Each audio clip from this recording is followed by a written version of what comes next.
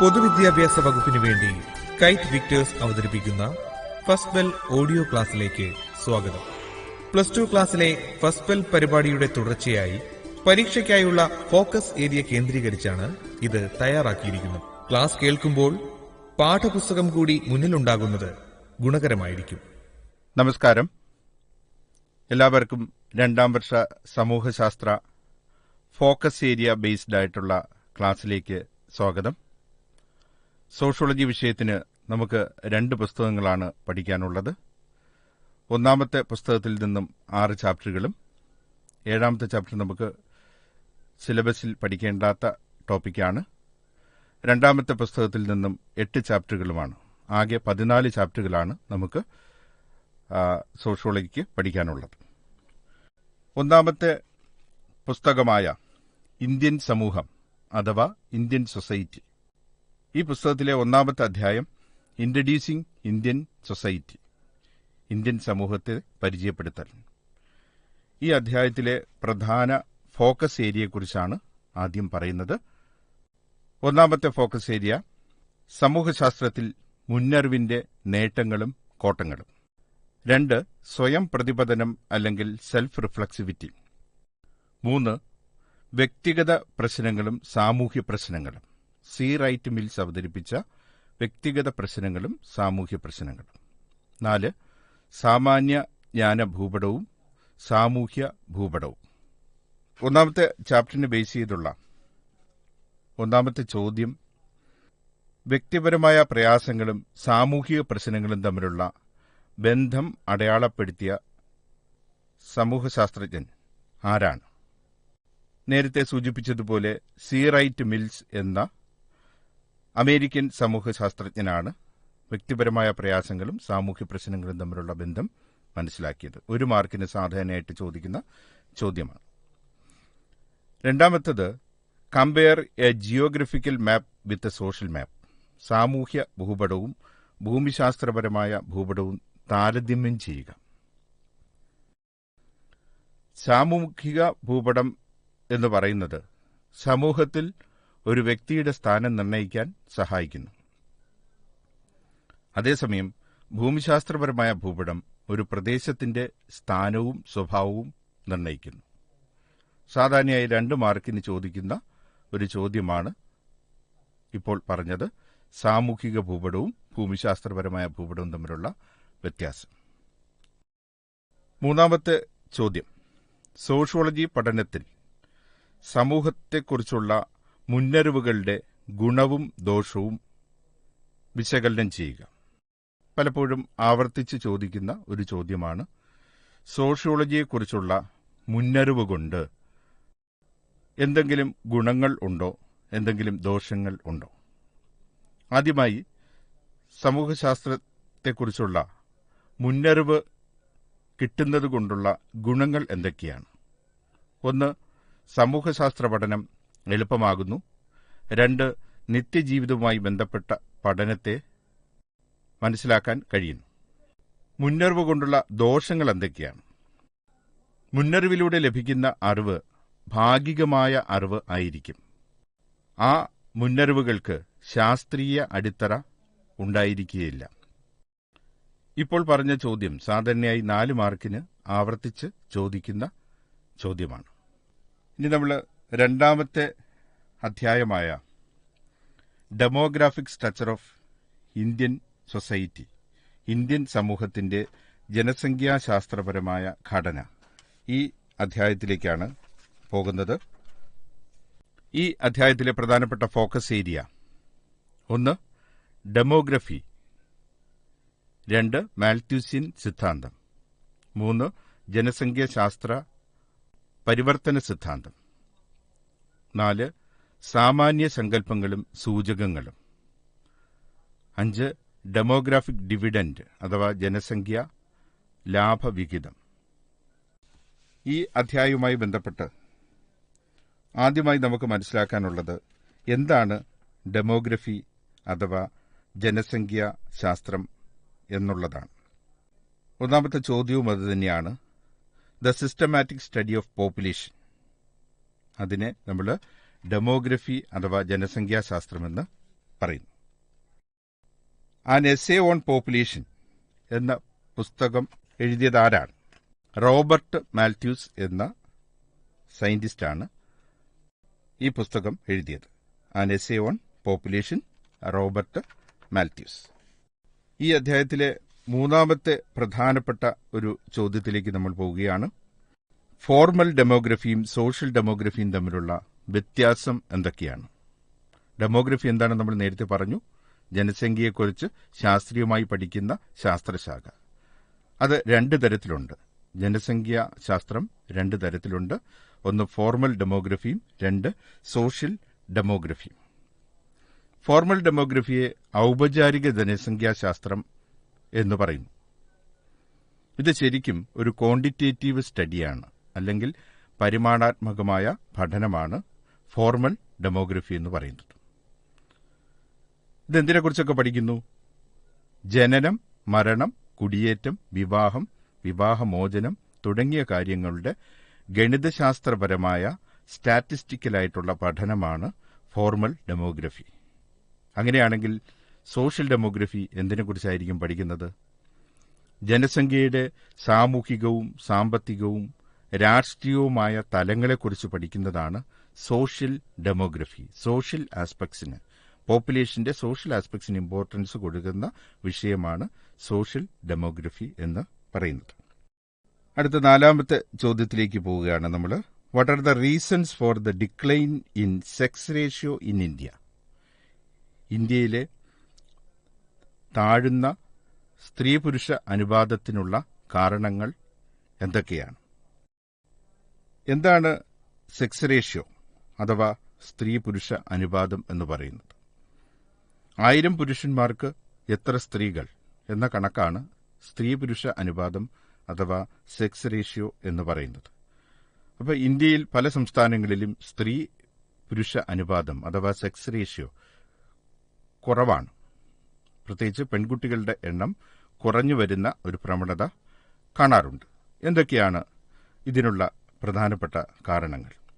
ഒന്നാമത്തത് പെൺകുട്ടികളോടുള്ള അവഗണന, negative attitude towards woman. 2 പെൺശിശുഹത്യ അല്ലെങ്കിൽ ഫീമെയിൽ ഇൻഫന്റിസൈഡ്. 3 പെൺഭ്രൂണഹത്യ അല്ലെങ്കിൽ ഫീമെയിൽ ഫീറ്റിസൈഡ്.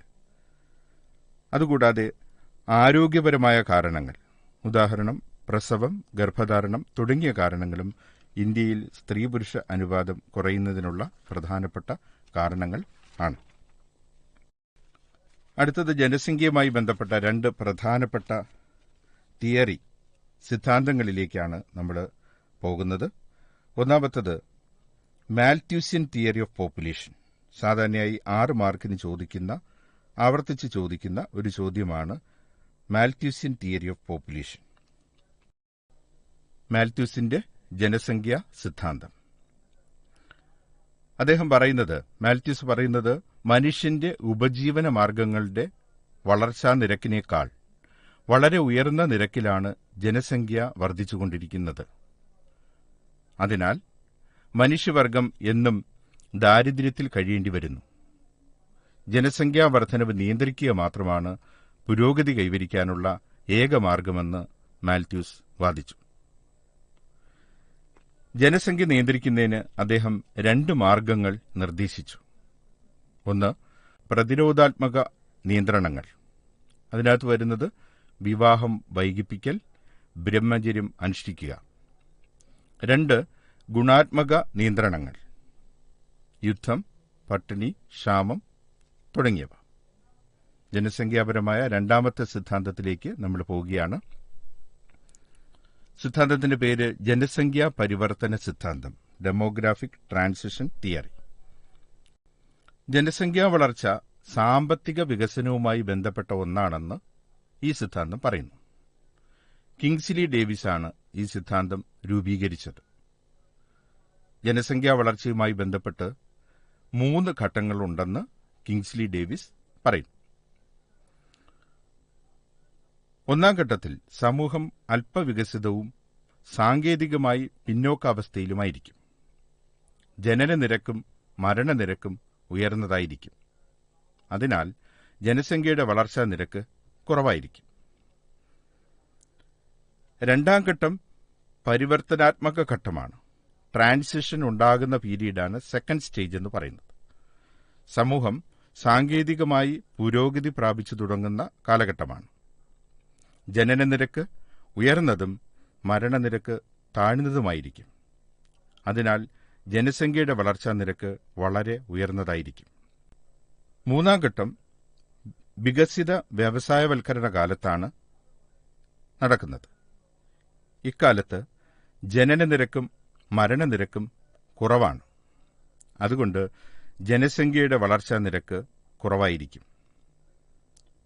അതായത് 1 നും 3 നും ഇടയിലുള്ള രണ്ടാമത്തെ ഘട്ടത്തെയാണ് കിങ്സ്ലി ഡേവിസ് ജനസംഖ്യാ പരിവർത്തന ഘട്ടം എന്ന് വിളിക്കുന്നത്. ഈ കാലഘട്ടത്തിലാണ് ജനസംഖ്യാ വിസ്ഫോടനം ഉണ്ടാകുന്നത്. അടുത്തതായി ഒരു മാച്ച് ദ ഫോളോയിങ് ക്വസ്റ്റ്യനാണ്. ചേരുംപടി ചേർക്കുക. മുൻ വർഷങ്ങളിൽ ABC എന്നീ 3 കോളങ്ങൾ ഉണ്ടായിരുന്നുവെങ്കിൽ, മാച്ച് ദ ഫോളോയിങ്ങിന് 3 കോളങ്ങൾ ഉണ്ടായിരുന്നുവെങ്കിൽ ഇപ്പോൾ 2 കോളങ്ങളാണ് ഉള്ളത്. അതിലെ A ഭാഗത്ത് വരുന്ന കാര്യങ്ങൾ ഞാൻ ആദ്യം വായിക്കാം. അതിനുശേഷം B ഭാഗത്തു നിന്നുള്ള കാര്യങ്ങൾ പറയാം. A ഭാഗത്ത് ഒന്നാമത്തത് ജനനനിരക്ക്, 2 ലിംഗാനുപാതം, 3 താഴ്ന്ന സാക്ഷരതാ നിരക്ക്, 4 ഫലഭൂയിഷ്ഠതാ നിരക്ക്, 5 താഴ്ന്ന ലിംഗാനുപാതം.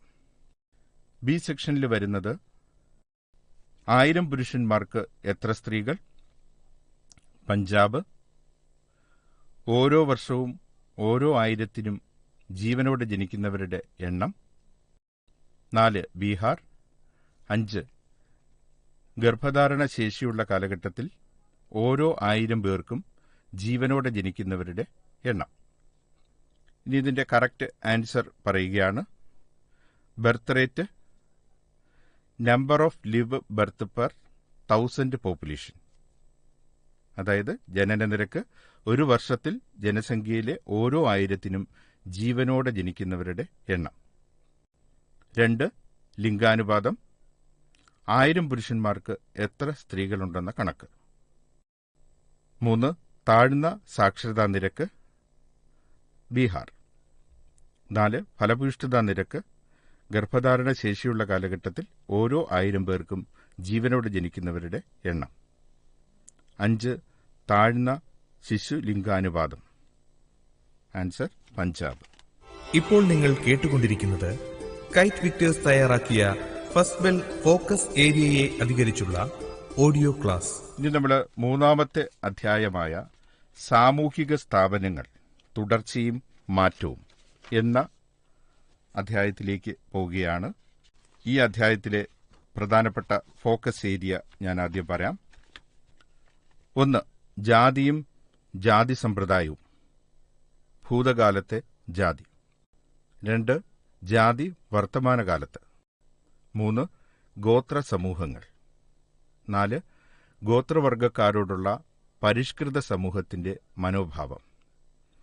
5 ദേശീയ വികസനവും ഗോത്രവികസനവും. 6 കുടുംബവും ബന്ധുത്വവും. ചുരുക്കി പറഞ്ഞാൽ 3 പ്രധാന സാമൂഹിക സ്ഥാപനങ്ങളുടെ തുടർച്ചയും മാറ്റവും. ആ കാര്യങ്ങളാണ് നമ്മൾ ഈ ചാപ്റ്ററിൽ പ്രധാനമായിട്ടും ഫോക്കസ് ചെയ്യുന്നത്. 1 കാസ്റ്റ് സിസ്റ്റം, 2 ട്രൈബ്, 3 ഫാമിലി. ഈ 3 സാമൂഹിക സ്ഥാപനങ്ങളുടെ ഒരു കഴിഞ്ഞ വർഷം നിങ്ങൾ പഠിച്ചതാണ്, അതിൻ്റെ ഒരു കണ്ടിന്യൂറ്റി. അതോടൊപ്പം തന്നെ ഈ ഇൻസ്റ്റിറ്റ്യൂഷനിൽ എന്തൊക്കെ മാറ്റങ്ങൾ സംഭവിച്ചു, ഈ കാര്യങ്ങളാണ് പ്രധാനമായിട്ടും ഈ അധ്യായത്തിൽ നമ്മൾ ചർച്ച ചെയ്യുന്നത്. ഈ അധ്യായത്തിലെ പ്രധാനപ്പെട്ട ഒരു ചോദ്യത്തിലേക്ക് കടക്കുകയാണ്. The term dominant caste was used by. പ്രബലജാതി എന്ന ആശയം ആദ്യമായി അവതരിപ്പിച്ചത് ആരാണ്? M N. Srinivas, doctor M N. Srinivas. Second question, name the family in which woman exercise authority and dominance. സ്ത്രീകൾക്ക് അധികാരവും മേധാവിത്വവുമുള്ള കുടുംബത്തിന്റെ പേര് എന്താണ്? മാതൃമേധാവിത്വ കുടുംബം അല്ലെങ്കിൽ മാട്രിയാർക്കൽ ഫാമിലി. സാധാരണയായി 1 മാർക്കിന് ചോദിക്കുന്ന ചോദ്യമാണ്. List out 2 traits used to classify tribes. ഗോത്രങ്ങളെ വർഗീകരിക്കാൻ ഉപയോഗിച്ച രണ്ട് പ്രധാന സവിശേഷതകൾ എന്തൊക്കെയാണ്? ഒന്ന്, സ്ഥിര സവിശേഷതകൾ. അതിനകത്ത് പ്രദേശം, ഭാഷ, കായിക സവിശേഷതകൾ, പാരിസ്ഥിതിക വാസസ്ഥലം, ഈ കാര്യങ്ങളെല്ലാം ട്രൈബ്സിനെ തിരിച്ചറിയാൻ ഉപയോഗിക്കുന്ന സ്ഥിര സവിശേഷതകളാണ്. ഇനി ഏതൊക്കെയാണ് ആർജിത സവിശേഷതകൾ?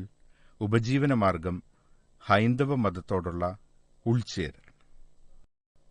നാലാമത്തെ ചോദ്യത്തിലേക്ക് പോവുകയാണ്.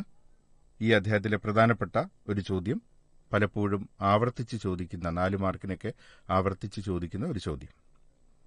ഡിഫറൻഷിയേറ്റ് വർണ്ണ ആൻഡ് ജാതി.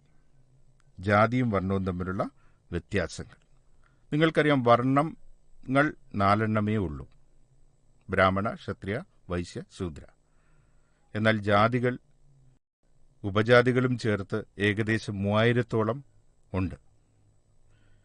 വർണ്ണ എന്ന് പറയുന്നത് ഒരു അഖിലേന്ത്യാ പ്രതിഭാസമാണ്, ഓൾ ഇന്ത്യ ഫിനോമിനനാണ്. അതേസമയം ജാതി എന്ന് പറയുന്നത് ഒരു ലോക്കലൈസ്ഡ് ഗ്രൂപ്പാണ്, ഒരു പ്രാദേശിക വിഭാഗം ആണ്.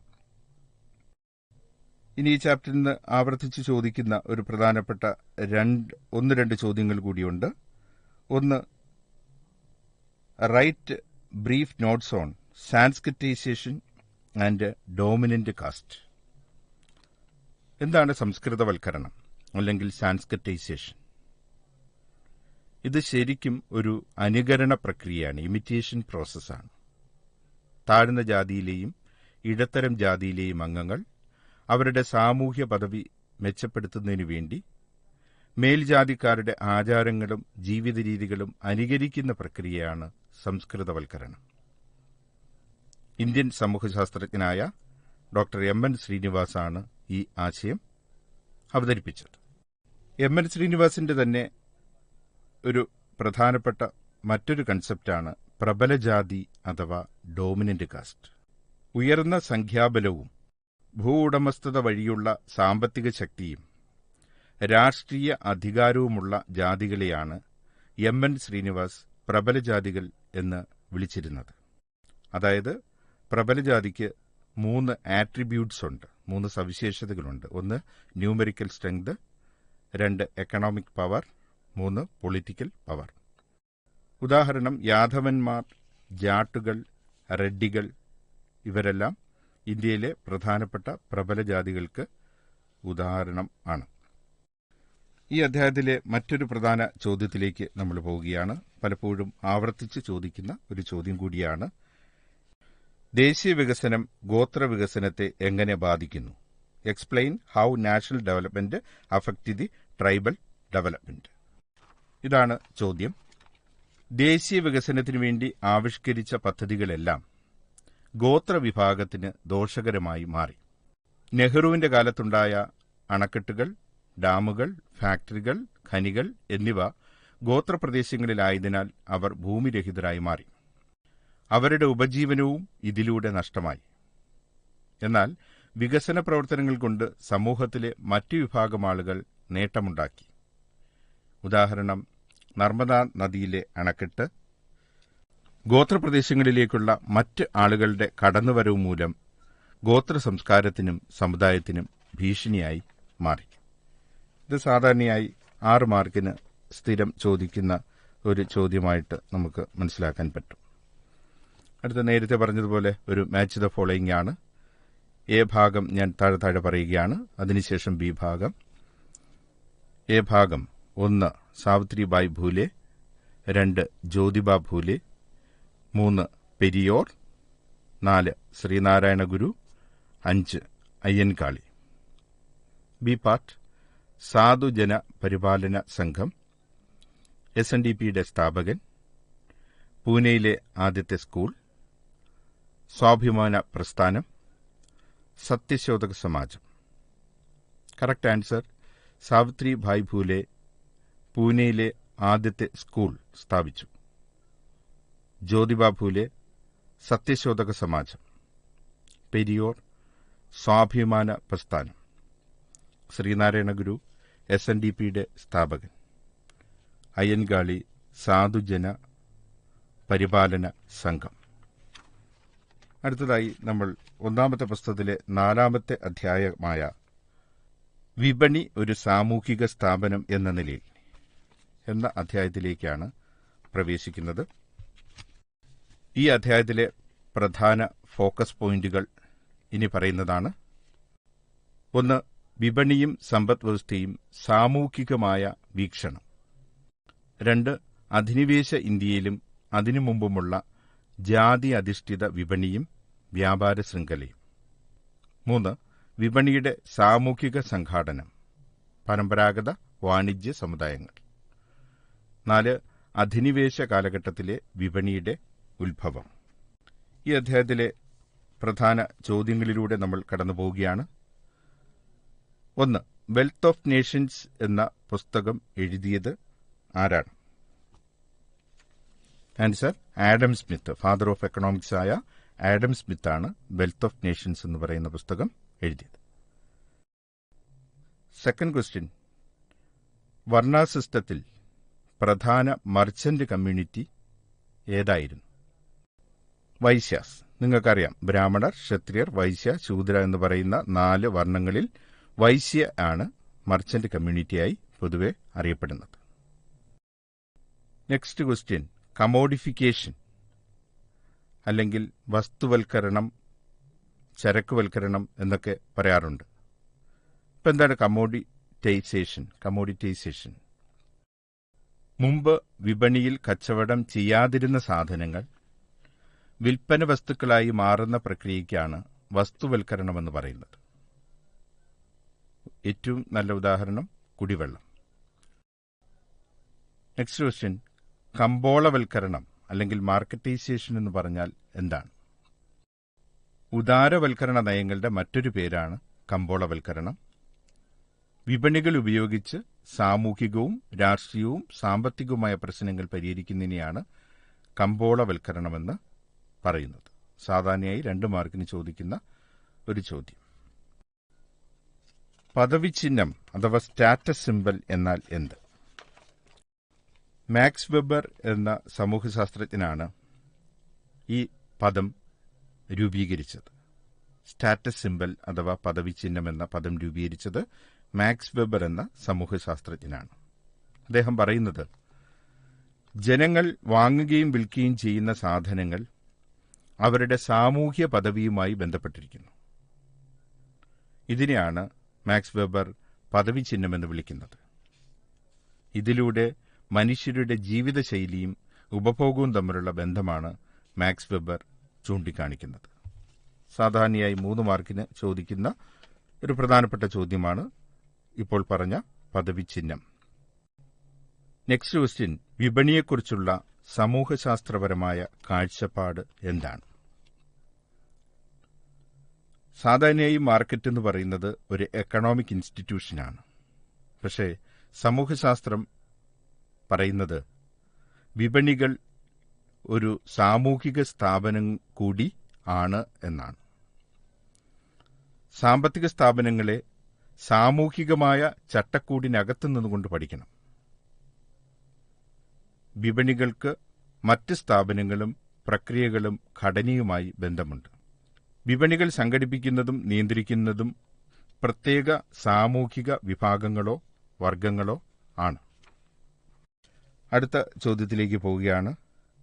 കൊളോണിയൽ കാലഘട്ടത്തിനു മുമ്പും കൊളോണിയൽ കാലത്തുമുണ്ടായിരുന്ന ജാതി അധിഷ്ഠിത വ്യാപാര വിപണന ശൃംഖലയെക്കുറിച്ച് വിശദീകരിക്കുക. കൊളോണിയൽ കാലത്തും അതിനു മുമ്പുമുള്ള ജാതി അടിസ്ഥാനത്തിലുള്ള വിപണികളും വ്യാപാര ശൃംഖലകളും. പ്രധാനമായും ഗ്രാമസമ്പദ് വ്യവസ്ഥയാണ് നിലനിന്നിരുന്നത്. ജജമാനി സമ്പ്രദായം നിലനിന്നിരുന്നു. താഴ്ന്ന ജാതിയിലുള്ളവർ ഉയർന്ന ജാതിയിലുള്ളവർക്ക് സേവനങ്ങൾ ചെയ്യുകയും പകരം കൃഷി ഉൽപ്പന്നങ്ങൾ സ്വീകരിക്കുകയും ചെയ്യുന്ന ഒരു പരമ്പരാഗത രീതിയായിരുന്നു ജജമാനി സമ്പ്രദായമെന്ന് പറയുന്നത്. പരമ്പരാഗത വ്യവസായ സമൂഹങ്ങൾക്ക് കൃത്യമായ പണമിടപാട് ഉണ്ടായിരുന്നു. ഉദാഹരണം, ഹുണ്ടി സിസ്റ്റം. ഹുണ്ടി വ്യവസ്ഥ എന്ന് പറയുന്നത് ഒരു കൈമാറ്റ പത്രിക ആണ്. പണ്ടുകാലത്ത് വ്യാപാരം നടത്തുന്നതിനു വേണ്ടി കൈമാറ്റം ചെയ്യാൻ ഉപയോഗിച്ചിരുന്ന കൈമാറ്റ ബിൽ അഥവാ കൈമാറ്റ പത്രികയാണ് ഹുണ്ടി സിസ്റ്റം എന്ന് അറിയപ്പെടുന്നത്. ഒരു പ്രത്യേക ജാതിക്കുള്ളിലോ ഒരു കുടുംബത്തിലോ മാത്രമാണ് വ്യാപാരങ്ങൾ നടന്നിരുന്നത്. ഇപ്പോൾ നിങ്ങൾ കേട്ടുകൊണ്ടിരിക്കുന്നത് കൈറ്റ് വിക്ടേഴ്സ് തയ്യാറാക്കിയ ഫസ്റ്റ് ബെൽ ഫോക്കസ് ഏരിയയെ അധികരിച്ചുള്ള ഓഡിയോ ക്ലാസ്. നമ്മളിനി 5ാമത്തെ ചാപ്റ്ററിലേക്ക് കടക്കുകയാണ്. അധ്യായത്തിന്റെ പേര് സാമൂഹിക അസമത്വത്തിന്റെയും ബഹിഷ്കരണത്തിന്റെയും രീതികൾ. ഈ അധ്യായത്തിലെ പ്രധാന ഫോക്കസ് പോയിന്റിലൂടെ നമുക്ക് ആദ്യം ഒന്ന് കടന്നുപോകാം. ഒന്ന്, സാമൂഹിക അസമത്വത്തിന്റെയും ബഹിഷ്കരണത്തിന്റെയും രീതികൾ. സാമൂഹിക അസമത്വം, സാമൂഹിക ബഹിഷ്കരണം, അസ്പൃശ്യത അഥവാ അയിത്തം, തൊട്ടുകൂടായ്മയുടെ മാനങ്ങൾ, ജാതി ഗോത്ര വിവേചനത്തിനെതിരെ ഭരണേതര സ്ഥാപനങ്ങൾ എടുത്ത മുൻകൈകൾ, OBC അഥവാ മറ്റ് പിന്നാക്കവർഗങ്ങൾ, ആദിവാസി സമരങ്ങൾ, സ്ത്രീകളുടെ സമത്വത്തിനും അവകാശങ്ങൾക്കും വേണ്ടിയുള്ള സമരം. ഇത്രയുമാണ് ഈ അധ്യായത്തിലെ പ്രധാനപ്പെട്ട ഫോക്കസ് ഏരിയ എന്ന് പറയുന്നത്. ഈ അധ്യായത്തിലെ 1ാമത്തെ ചോദ്യത്തിലേക്ക് നമ്മൾ പ്രവേശിക്കുകയാണ്. The term Harijan was popularised by. Harijan എന്ന പദത്തിന് പ്രചാരം കൂടുതൽ നൽകിയ വ്യക്തി ആരാണ്? Answer, Gandhiji. 2, first backward class commission was headed by. ഇന്ത്യയിലെ 1ാമത്തെ പിന്നാക്കവർഗ കമ്മീഷന്റെ തലവൻ കാഗ കാലേൽക്കർ. 3ാമത്തെ ചോദ്യത്തിലേക്ക് നമ്മൾ പ്രവേശിക്കുകയാണ്. സോഷ്യൽ സ്ട്രാറ്റിഫിക്കേഷൻ അഥവാ സാമൂഹിക ശ്രേണീകരണം സാധാരണയായി 2 മാർക്കിന് ചോദിക്കുന്ന ഒരു ചോദ്യമാണ്. എന്താണ് സാമൂഹിക ശ്രേണീകരണം? സമൂഹത്തിലെ ജനങ്ങളെ പല തട്ടുകളായി തരംതിരിക്കുന്ന പ്രക്രിയ. സാമൂഹിക പദവിയിലുണ്ടാകുന്ന വ്യത്യാസങ്ങൾ അനുസരിച്ചാണ് ജനങ്ങളെ പല തട്ടുകളാക്കുന്നത്. Next question, define untouchability. തൊട്ടുകൂടായ്മയെ നിർവചിക്കുക. ജാതി വ്യവസ്ഥയുടെ ഏറ്റവും മോശപ്പെട്ട ഒരു വശമാണ് തൊട്ടുകൂടായ്മ അഥവാ അസ്പൃശ്യത. ജാതി വ്യവസ്ഥയിലെ തീവ്രമായ ദുരാചാരം, അതാണ് തൊട്ടുകൂടായ്മ. ഇത് ശുദ്ധ അശുദ്ധ വിശ്വാസത്തിൽ അധിഷ്ഠിതമാണ്. അടുത്ത ചോദ്യം, ഐഡന്റിഫൈ 3 ഫോംസ് ഓഫ് ക്യാപിറ്റൽ. 3 തരത്തിലുള്ള മൂലധനത്തെ തിരിച്ചറിയുക. ഒരു വ്യക്തിക്ക് സാധാരണയായി 3 തരത്തിലുള്ള മൂലധനങ്ങൾ ഉണ്ടാകാറുണ്ട്. 1, സാമ്പത്തിക മൂലധനം, ഉദാഹരണം വരുമാനം അഥവാ സ്വത്ത്. 2, സാമൂഹിക മൂലധനം അല്ലെങ്കിൽ social capital, example social relations. 3ാമത്തത് സാംസ്കാരിക മൂലധനം അല്ലെങ്കിൽ കൾച്ചറൽ ക്യാപിറ്റൽ, അതിന് എക്സാമ്പിൾ വിദ്യാഭ്യാസം, സാമൂഹിക പദവി തുടങ്ങിയ കാര്യങ്ങൾ. അടുത്ത ചോദ്യം, സോഷ്യൽ എക്സ്ക്ലൂഷൻ. എന്താണ് സാമൂഹിക ബഹിഷ്കരണം? വ്യക്തികളെ സമൂഹത്തിന്റെ എല്ലാ പ്രവർത്തനങ്ങളിൽ നിന്നും അകറ്റി നിർത്തുന്നതിനെയാണ് സാമൂഹിക ബഹിഷ്കരണം എന്ന് പറയുന്നത്. ഇന്ത്യയിൽ ജാതി, മതം, ലിംഗം, സമുദായം എന്നിവയുടെ എല്ലാം അടിസ്ഥാനത്തിൽ സാമൂഹിക ബഹിഷ്കരണങ്ങൾ ഉണ്ടാകുന്നു.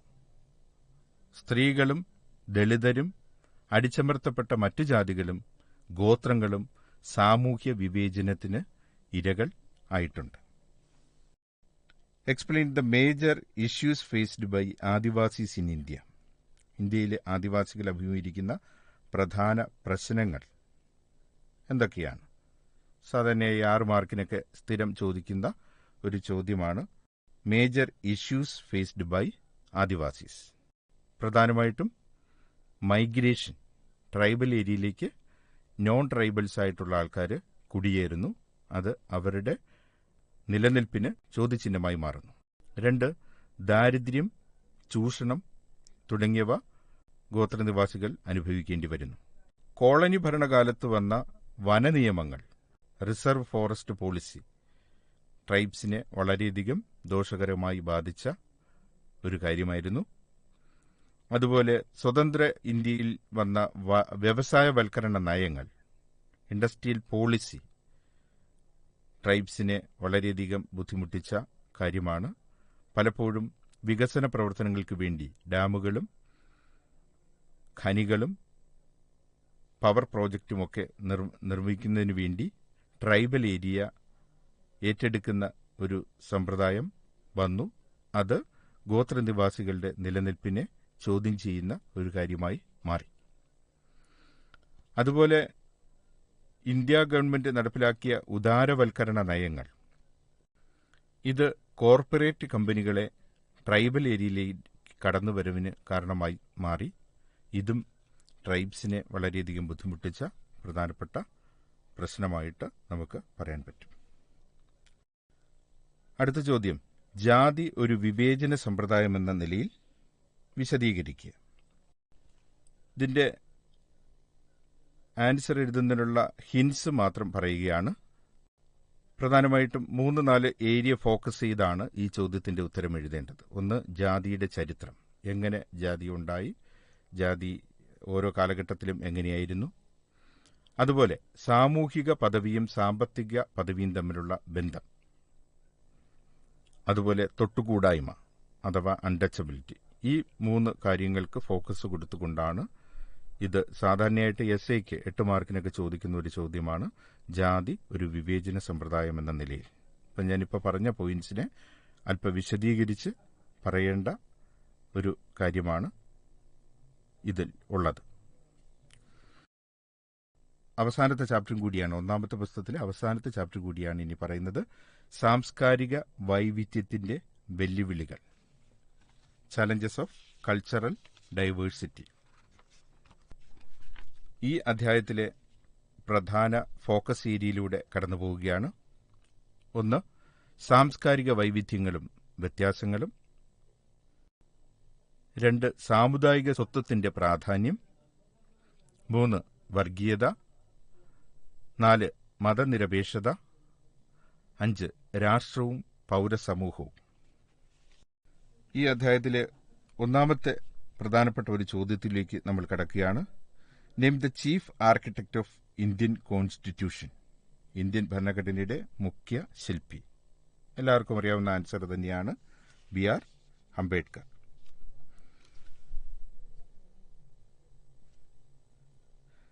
രണ്ടാമത്തെ ചോദ്യം, mention the characteristics of community identity.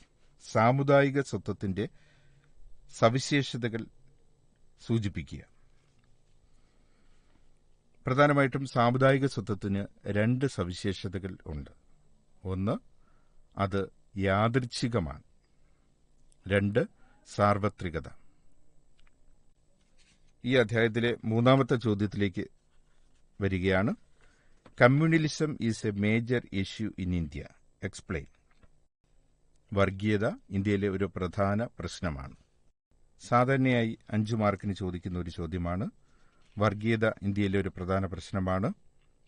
വർഗീയത മതസ്വത്വത്തിന് പ്രാധാന്യം നൽകുന്നു. ഇന്ത്യയിലെ സംഘർഷങ്ങളുടെയും ആക്രമണങ്ങളുടെയും ഉറവിടം വർഗീയതയാണ്. ഗവൺമെന്റും ഭരണകക്ഷികളും ഇത്തരം വർഗീയ ലഹളകളിൽ പങ്കുവഹിക്കുന്നുണ്ട്. മതന്യൂനപക്ഷങ്ങളാണ് ഇത്തരം അതിക്രമങ്ങൾ കൂടുതലായി നേരിടേണ്ടി വന്നിട്ടുള്ളത്. ഈ അധ്യായത്തിലെ ഏറ്റവും പ്രധാനപ്പെട്ട ഒരു ടോപ്പിക്കിലേക്കാണ് നമ്മൾ അടുത്തതായി വരുന്നത്. ഇന്ത്യയിലെ പൗരസമൂഹം അഥവാ സിവിൽ സൊസൈറ്റി ഏറ്റെടുക്കേണ്ടി വരുന്ന പ്രധാന പ്രശ്നങ്ങൾ എന്തെല്ലാമാണ്? സാധാരണയായിട്ട് 6 മാർക്കിനൊക്കെ സ്ഥിരം ചോദിക്കുന്ന ഒരു ചോദ്യമാണ്. പൗരസമൂഹം ഏറ്റെടുക്കേണ്ടി വരുന്ന പ്രധാന പ്രശ്നങ്ങൾ. 1, ആദിവാസി ഭൂസമരങ്ങൾ. 2, നഗരഭരണത്തിലെ വികേന്ദ്രീകരണത്തിനു വേണ്ടിയുള്ള സമരങ്ങൾ. 3 വിവരാവകാശത്തിനു വേണ്ടിയുള്ള സമരങ്ങൾ. 4 പുനരധിവാസ പ്രവർത്തനങ്ങൾ. 5 ചേരി നിർമ്മാർജ്ജനത്തിനെതിരെയുള്ള പ്രവർത്തനങ്ങൾ. മത്സ്യത്തൊഴിലാളികളുടെ സമരങ്ങൾ. സമൂഹശാസ്ത്രത്തിന്റെ രണ്ടാമത്തെ പുസ്തകത്തിലെ പ്രധാന ഫോക്കസ് ഏരിയയിലേക്ക് നാം കടക്കുകയാണ്. രണ്ടാമത്തെ പുസ്തകത്തിന്റെ പേര് social change and development in India.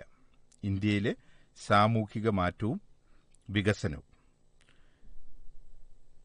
ഇതിലെ ഒന്നാമത്തെ അധ്യായത്തിന്റെ പേര് സ്ട്രക്ചറൽ ചേഞ്ചസ് അഥവാ ഘടനാപരമായ മാറ്റങ്ങൾ.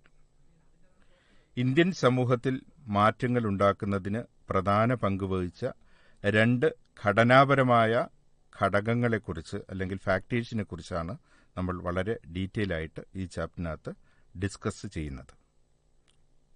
1 വ്യാവസായികവൽക്കരണവും 2 നഗരവൽക്കരണവും. ഈ അധ്യായത്തിലെ പ്രധാന ഫോക്കസ് പോയിന്റിലൂടെ കടന്നു പോവുകയാണ്. 1 ഇമ്പാക്റ്റ് ഓഫ് കൊളോണിയലിസം, കോളനി ഭരണത്തിന്റെ സ്വാധീനം. അണ്ടർസ്റ്റാൻഡിംഗ് കൊളോണിയലിസം, കോളനി ഭരണത്തെ മനസ്സിലാക്കൽ. ഇൻഡസ്ട്രിയലൈസേഷൻ ഇൻ ഇൻഡിപെൻഡന്റ് ഇന്ത്യ, സ്വതന്ത്ര ഇന്ത്യയിലെ വ്യാവസായികവൽക്കരണം. അർബനൈസേഷൻ ഇൻ ഇൻഡിപെൻഡന്റ് ഇന്ത്യ, സ്വതന്ത്ര ഇന്ത്യയിലെ നഗരവൽക്കരണം. ഇത്രയുമാണ് ഈ അധ്യായത്തിലെ പ്രധാനപ്പെട്ട ഫോക്കസ് ഏരിയ. നമ്മൾ ഈ ചാപ്റ്ററിലെ പ്രധാന ചോദ്യങ്ങളിലൂടെ കടന്നു പോവുകയാണ്. 1 ഡി ഇൻഡസ്ട്രിയലൈസേഷൻ അഥവാ അപവ്യവസായവൽക്കരണം എന്നാൽ എന്ത്? ബ്രിട്ടീഷ് ഭരണകാലത്ത് ഇന്ത്യൻ വ്യവസായങ്ങൾക്കുണ്ടായ തകർച്ചയെയാണ് അപവ്യവസായവൽക്കരണം എന്ന് നമ്മൾ പറയുന്നത്. രണ്ടാമത്തെ ചോദ്യം, explain the urban impact on Indian villages as pointed out by M S A. Rao. Indian ഗ്രാമങ്ങൾക്ക് നഗരങ്ങളുടെ സ്വാധീനത്തെക്കുറിച്ച്, ഇന്ത്യൻ ഗ്രാമങ്ങൾക്ക് മേൽ നഗരങ്ങളുടെ സ്വാധീനത്തെക്കുറിച്ച് എം.എസ്.എ. റാവു സൂചിപ്പിച്ച അഭിപ്രായം വിശദീകരിക്കുക. പലപ്പോഴും ആവർത്തിച്ച് ചോദിക്കുന്ന 6 മാർക്കിനൊക്കെ ആവർത്തിച്ച് ചോദിക്കുന്ന ഒരു പ്രധാനപ്പെട്ട ചോദ്യമാണ് ഞാനിപ്പോൾ പറഞ്ഞത്. 3 തരത്തിലുള്ള നഗര സ്വാധീനം, അർബൻ ഇമ്പാക്ട്. എം.എസ്.എ. റാവു നിർവചിച്ച ഇന്ത്യൻ ഗ്രാമങ്ങൾക്ക് മേൽ ഉണ്ടാകുന്ന 3 തരത്തിലുള്ള നഗര സ്വാധീനത്തെക്കുറിച്ചാണ്. 1 ഗ്രാമങ്ങളിലെ നല്ലൊരു വിഭാഗം ജനങ്ങളും തൊഴിലന്വേഷിച്ച് നഗരങ്ങളിലേക്ക് പോകുന്നു. നല്ലൊരു വിഭാഗം വിദേശത്തുള്ള നഗരങ്ങളിലേക്കും കുടിയേറിയിട്ടുണ്ട്. 2 വ്യാവസായിക നഗരങ്ങൾക്കടുത്ത് സ്ഥിതി ചെയ്യുന്ന ഗ്രാമങ്ങളിലുണ്ടാകുന്ന മാറ്റം. ഉദാഹരണം ഭിലായി നഗരം. 3 മെട്രോപൊളിറ്റൻ നഗരങ്ങളുടെ വളർച്ച. ഇതിനായി ചുറ്റുപാടുകളുമുള്ള ഗ്രാമങ്ങൾ ഭരണാധികാരികൾ ഏറ്റെടുക്കുന്നു.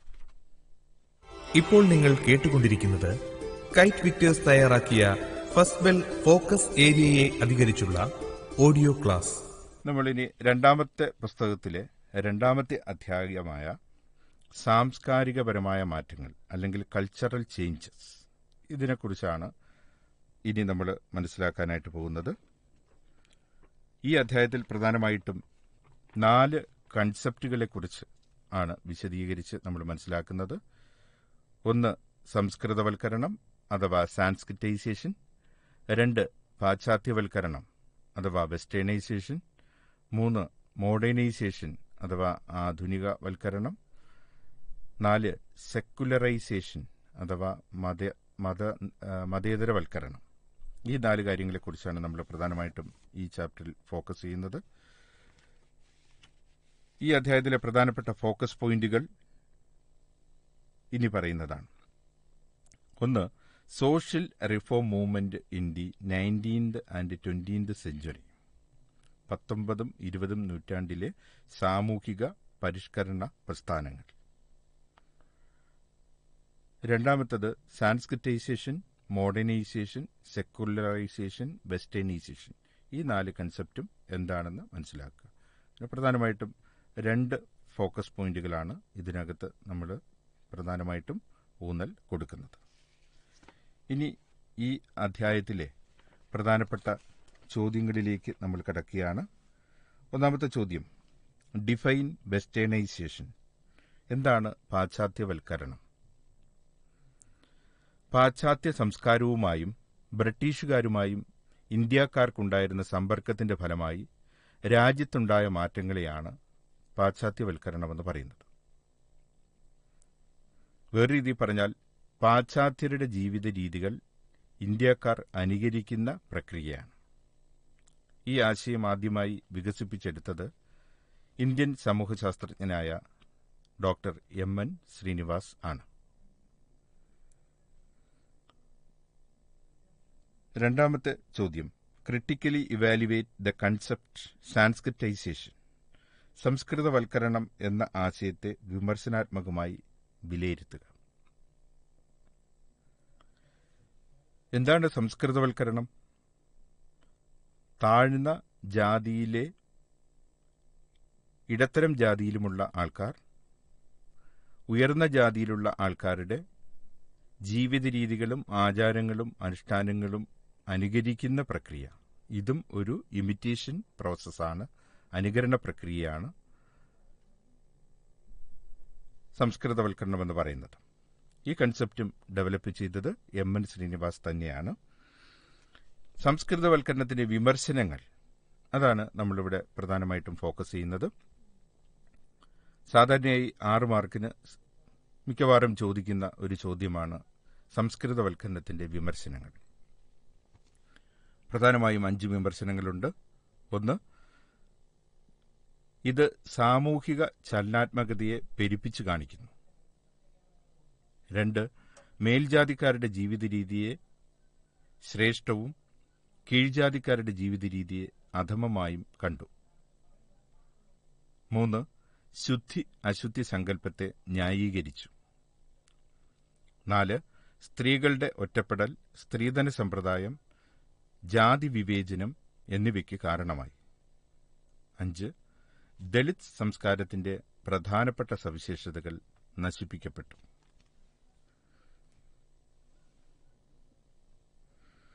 ഇനി ഈ അധ്യായത്തിലെ ഏറ്റവും പ്രധാനപ്പെട്ട മറ്റൊരു ചോദ്യത്തിലേക്ക് നമ്മൾ കടക്കുകയാണ്.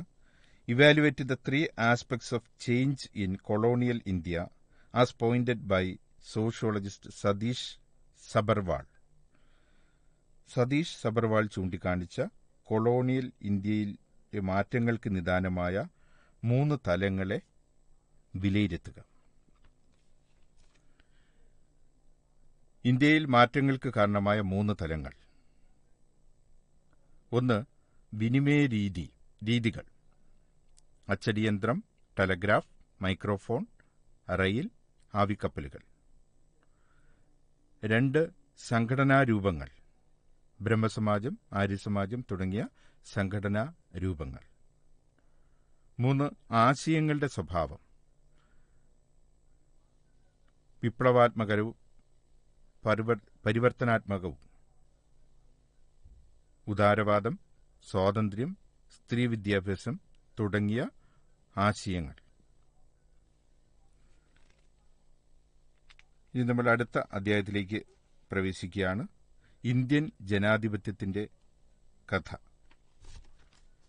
ഈ അധ്യായത്തിലെ പ്രധാനപ്പെട്ട ഫോക്കസ് ഏരിയയിലൂടെ കടക്കുകയാണ്. 1, core values of Indian democracy. 2, difference between law and justice, നിയമവും നീതിയും തമ്മിലുള്ള വ്യത്യാസം.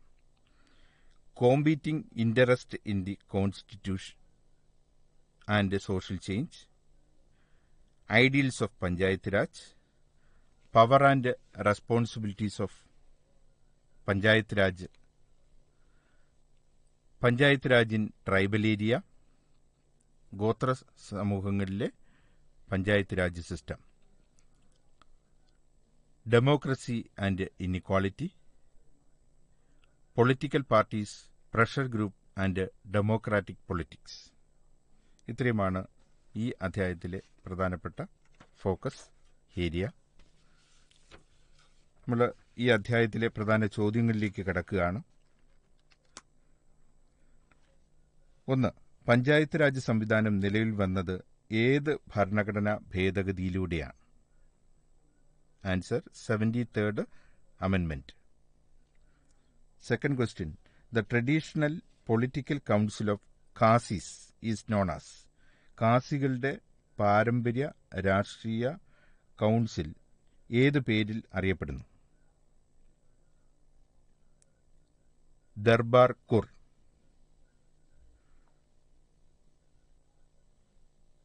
മൂന്നാമത്തെ ചോദ്യം. എന്താണ് സമ്മർദ്ദ സംഘങ്ങൾ അഥവാ പ്രഷർ ഗ്രൂപ്പ്സ് എന്ന് പറഞ്ഞാൽ? സാധാരണയായി 2 മാർക്കിന് ചോദിക്കുന്ന ഒരു ചോദ്യമാണ്. തങ്ങളുടെ താൽപര്യങ്ങൾ സംരക്ഷിക്കപ്പെടുന്നില്ല എന്ന തോന്നലുണ്ടാകുമ്പോൾ ചില ഗ്രൂപ്പുകൾ ബദൽ പാർട്ടികൾ രൂപീകരിച്ച് ഗവൺമെന്റിനെ സ്വാധീനിക്കാൻ ശ്രമിക്കുന്നു. ഇത്തരം ഗ്രൂപ്പുകളെ സമ്മർദ്ദ സംഘം എന്ന് പറയുന്നു. അടുത്തതായി ഈ അധ്യായത്തിലെ ഏറ്റവും പ്രധാനപ്പെട്ട ഒരു ചോദ്യത്തിലേക്ക് വരികയാണ്. സാധാരണയായിട്ട് 6 മാർക്കിനോ അഥവാ എസ്എക്കൊക്കെ ചോദിക്കുന്ന ഒരു ചോദ്യമാണ്. Explain powers and responsibilities of panchayat. പഞ്ചായത്തുകളുടെ അധികാരങ്ങളും ഉത്തരവാദിത്തങ്ങളും വിശദീകരിക്കുക. ഇതൊരു 6 മാർക്കിന്റെ ചോദ്യമായി നമ്മൾ കണക്കാക്കുകയാണ്. പഞ്ചായത്തുകളുടെ അധികാരങ്ങളും ഉത്തരവാദിത്തങ്ങളും. 1. സാമ്പത്തിക വികസനത്തിനുള്ള പദ്ധതികൾ തയ്യാറാക്കുക. 2. സാമൂഹ്യനീതി ഉറപ്പുവരുത്തുന്നതിനുള്ള പദ്ധതികളെ പ്രോത്സാഹിപ്പിക്കുക. 3. നികുതികൾ, തീരുവകൾ, ടോളുകൾ, ഫീസുകൾ എന്നിവ ചുമത്തുകയും പിരിച്ചെടുക്കുകയും വിനിയോഗിക്കുകയും ചെയ്യുക. 4. ജനന മരണ കണക്കുകൾ രേഖപ്പെടുത്തി സൂക്ഷിക്കുക. 5. ശിശുക്ഷേമ മാതൃത്വ കേന്ദ്രങ്ങൾ സ്ഥാപിക്കുക. അടുത്തതായി നമ്മൾ 2ാമത്തെ പുസ്തകത്തിലെ 4ാമത്തെ ചാപ്റ്ററിലേക്ക് വരികയാണ്. Change and development in rural society. ഗ്രാമസമൂഹങ്ങളിലെ മാറ്റവും വികസനവും. ഈ അധ്യായത്തിലെ പ്രധാന ഫോക്കസ് ഏരിയ ഇനി പറയുന്നു. 1. Agrarian structure, caste and class in rural India. ഇന്ത്യയിലെ ജാതിയും വർഗവും.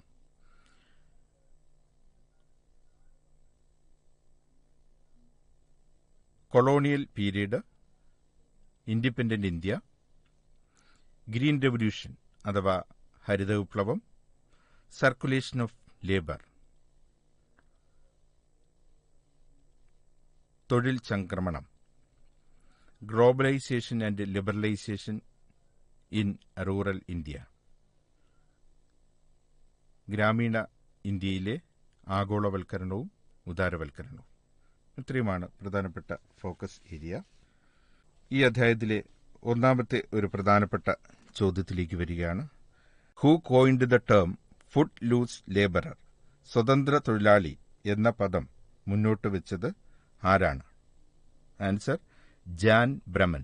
JANBREMAN, Jan Breman. 2ാമത്തെ ചോദ്യം. The bonded labour system found in Gujarat is called. ഗുജറാത്തിൽ കണ്ടുവരുന്ന ബന്ധിത തൊഴിൽ രൂപം ഏതാണ്? ഹൽപ്പതി സിസ്റ്റം അഥവാ ഹൽപ്പതി വ്യവസ്ഥ.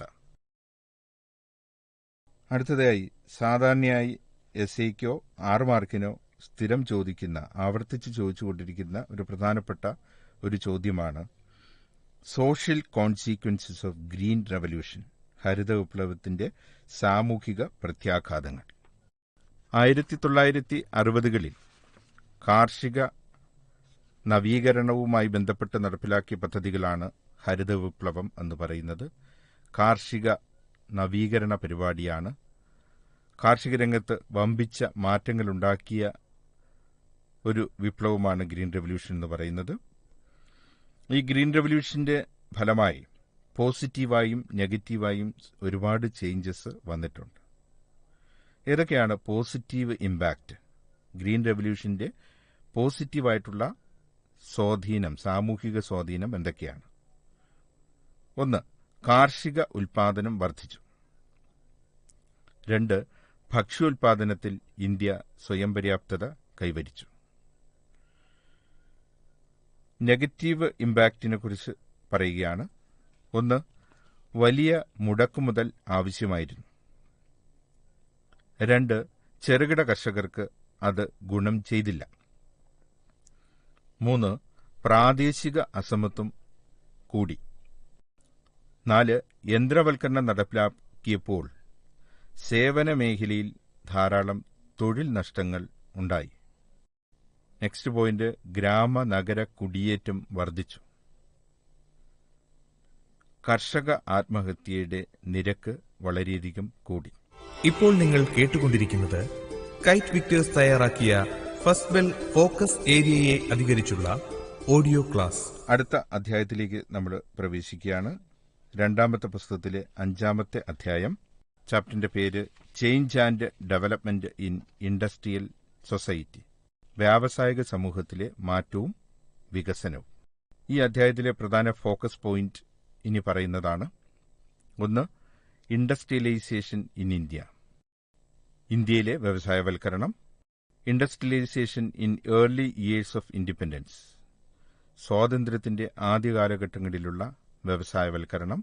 3. ഗ്ലോബലൈസേഷൻ ആൻഡ് ലിബറലൈസേഷൻ, ആഗോളവൽക്കരണവും ഉദാരവൽക്കരണവും. Change in Indian industry, Indian സമൂഹത്തിലെ മാറ്റങ്ങൾ. ഹൗ പീപ്പിൾ ഫൈൻഡ് ജോബ്, ജനങ്ങൾ എങ്ങനെയാണ് ജോലി കണ്ടെത്തുന്നത്. സയന്റിഫിക് മാനേജ്മെന്റ് അഥവാ ശാസ്ത്രീയ മാനേജ്മെന്റ്. ഔട്ട്സോഴ്സിംഗ് അഥവാ പുറംപണി കരാർ. ഓർഗനൈസ്ഡ് ആൻഡ് അൺഓർഗനൈസ്ഡ് സെക്ടർ, സംഘടിത മേഖലയും അസംഘടിത മേഖലയും. ഈ അധ്യായത്തിലെ 1-ാമത്തെ ചോദ്യത്തിലേക്ക് വരികയാണ്. സയന്റിഫിക് മാനേജ്മെന്റ് അഥവാ ടൈലറിസം വാസ് ഇൻവെന്റഡ് ബൈ, ശാസ്ത്രീയ മാനേജ്മെന്റ് അഥവാ ടൈലറിസം എന്ന ആശയം കണ്ടുപിടിച്ച വ്യക്തി ആരാണ്? Answer FW Taylor. എന്താണ് ഔട്ട്സോഴ്സിംഗ് അഥവാ പുറംപണി കരാർ എന്ന് പറയുന്നത് എന്താണ്? മിക്ക കമ്പനികളും ഇന്ന് കരാറടിസ്ഥാനത്തിൽ ഉൽപാദനം ചെറു കമ്പനികളെ ഏൽപ്പിക്കുന്നുണ്ട്. ഇതിനെ ഔട്ട്സോഴ്സിംഗ് അഥവാ പുറംപണി കരാർ എന്ന് പറയുന്നു. 3-ാമത്തെ ചോദ്യം, ഓർഗനൈസ്ഡ് സെക്ടറും അൺഓർഗനൈസ്ഡ് സെക്ടറും തമ്മിലുള്ള പ്രധാനപ്പെട്ട വ്യത്യാസങ്ങൾ എന്തൊക്കെയാണ്? സംഘടിത മേഖല എന്ന് പറയുന്നത് 10 അതിൽ താഴെ ആളുകളോ വർഷം മുഴുവൻ പണിയെടുക്കുന്ന മേഖലയാണ് സംഘടിത മേഖല എന്ന് പറയുന്നത്. അതേസമയം അസംഘടിത മേഖല 10-ൽ താഴെ ആളുകൾ ജോലി ചെയ്യുന്ന സ്ഥാപനമാണ്. 2-ാമത്തെ വ്യത്യാസം, സംഘടിത മേഖലയിലുള്ള ആൾക്കാർ കൃത്യമായും രജിസ്റ്റർ ചെയ്തിരിക്കണം. സംഘടിത മേഖല എന്ന് പറയുന്നത് രജിസ്ട്രേഷൻ ഉണ്ടായിരിക്കണം. അസംഘടിത മേഖല രജിസ്റ്റർ ചെയ്യാത്ത സ്ഥാപനങ്ങളാണ്. 3-ാമത്തെ വ്യത്യാസം, സംഘടിത മേഖലയിൽ വർക്ക് ചെയ്യുന്നവർക്ക് തൊഴിൽ സുരക്ഷ അഥവാ ജോബ് സെക്യൂരിറ്റി ഉണ്ട്. അതേസമയം അസംഘടിത മേഖലയിൽ വർക്ക് ചെയ്യുന്നവർക്ക് തൊഴിൽ സുരക്ഷ ഇല്ല. അടുത്തതായി നമ്മൾ 2-ാമത്തെ പുസ്തകത്തിലെ 6-ാമത്തെ അധ്യായമായ ഗ്ലോബലൈസേഷൻ ആൻഡ് സോഷ്യൽ ചേഞ്ച്, ആഗോളവൽക്കരണവും സാമൂഹിക മാറ്റവും എന്ന അധ്യായത്തിലേക്ക് വരികയാണ്. ഈ അധ്യായത്തിലെ പ്രധാനപ്പെട്ട ഫോക്കസ് ഏരിയ പറയുകയാണ്. 1. Understanding globalisation. 2. Different economic dimension of globalisation. 3. Globalisation and political change. 4. Globalisation and culture. 5. Gender and culture, corporate culture. ഈ അധ്യായത്തിലെ 1-ാമത്തെ ചോദ്യത്തിലേക്ക് വരികയാണ്. Mixing of local culture with global culture is known as, പ്രാദേശിക സംസ്കാരവും ആഗോള സംസ്കാരവും കൂടിക്കലരുന്ന ഒരു സംസ്കാരത്തെ വിളിക്കുന്ന പേരാണ് ഗ്ലോക്കലൈസേഷൻ. പ്രാദേശിക സംസ്കാരവും ആഗോള സംസ്കാരവും കൂടി ചേരുന്നതിനെയാണ് ഗ്ലോക്കലൈസേഷൻ എന്ന് പറയുന്നത്. 2-ാമത്തെ ചോദ്യം, എന്താണ് കോർപ്പറേറ്റ് കൾച്ചർ? കോർപ്പറേറ്റ് സംസ്കാരം എന്താണ്? ആഗോളവൽക്കരണം വളർത്തിയെടുത്ത ഒരു സാംസ്കാരിക സവിശേഷതയാണ് കോർപ്പറേറ്റ് സംസ്കാരം. ചില സ്ഥാപനങ്ങൾ ഉൽപാദനക്ഷമതയും മത്സരക്ഷമതയും വർദ്ധിപ്പിക്കുന്നതിനു വേണ്ടി ആ സ്ഥാപനത്തിലെ എല്ലാ അംഗങ്ങളെയും ഉൾപ്പെടുത്തിക്കൊണ്ട് വളർത്തിയെടുക്കുന്ന പ്രത്യേക സംസ്കാരമാണ് കോർപ്പറേറ്റ് സംസ്കാരം അഥവാ corporate culture. Explain economic dimensions of globalisation. ആഗോളവൽക്കരണത്തിന്റെ സാമ്പത്തിക മാനങ്ങൾ വിശദീകരിക്കുക. സാധാരണയായിട്ട് 6 മാർക്കിന് പലപ്പോഴും ചോദിക്കുന്ന വളരെ പ്രധാനപ്പെട്ട ഒരു ചോദ്യമാണ് ആഗോളവൽക്കരണത്തിന്റെ സാമ്പത്തിക മാനങ്ങൾ, എക്കണോമിക് ഡയമെൻഷൻസ് ഓഫ് ഗ്ലോബലൈസേഷൻ. 1. ഉദാരവൽക്കരണ സാമ്പത്തിക നയം 1990കളിൽ നടപ്പിലാക്കിയതാണ്. സ്വതന്ത്ര വിപണിക്ക് പ്രാധാന്യം കൊടുക്കുന്ന ഒരു നയമാണ് ഉദാരവൽക്കരണ സാമ്പത്തിക നയമെന്ന് പറയുന്നത്.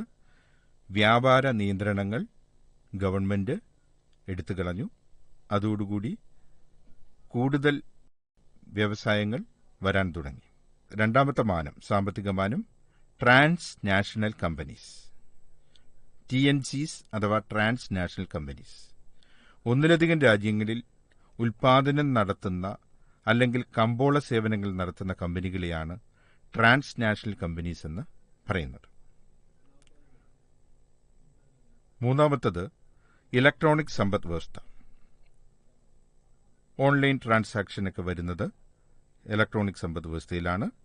4.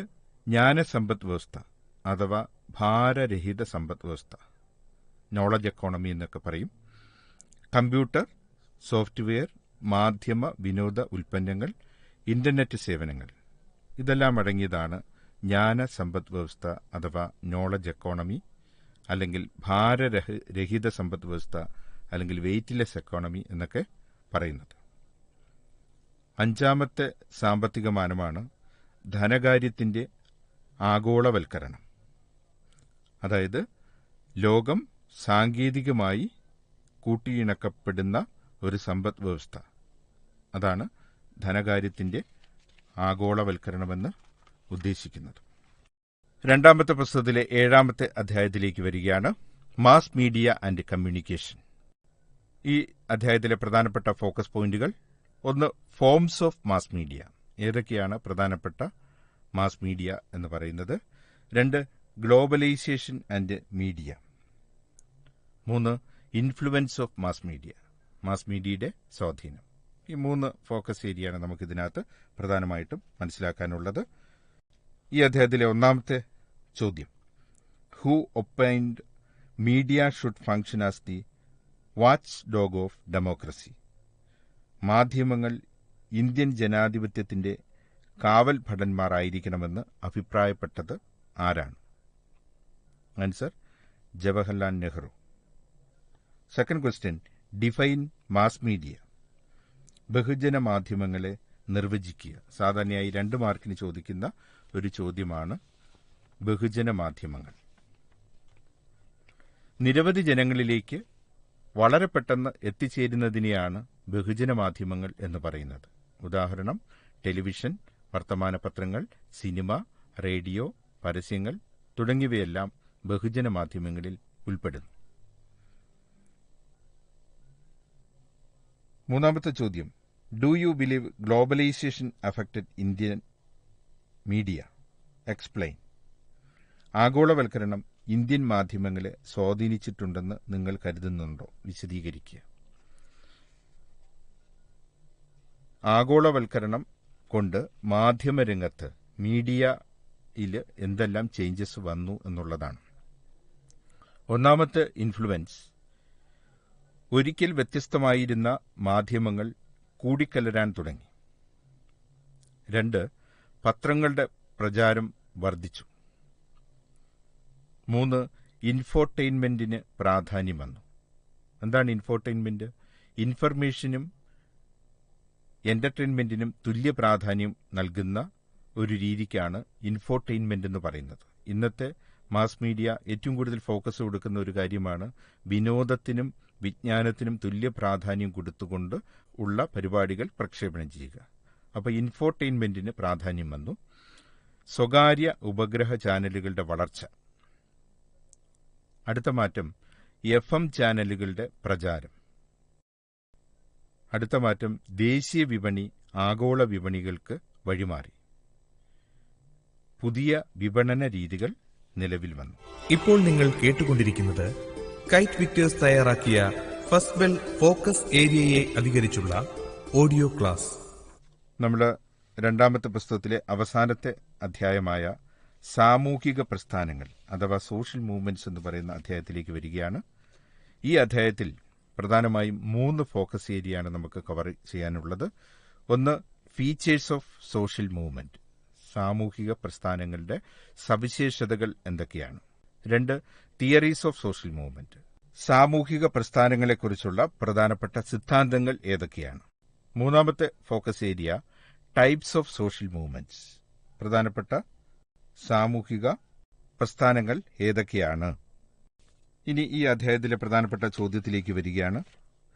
1, Naxalite movement is an example of dash movement, അല്ലെങ്കിൽ നക്സലേറ്റ് മൂവ്മെന്റ് ഏത് തരം മൂവ്മെന്റിന് ഉദാഹരണമാണ്.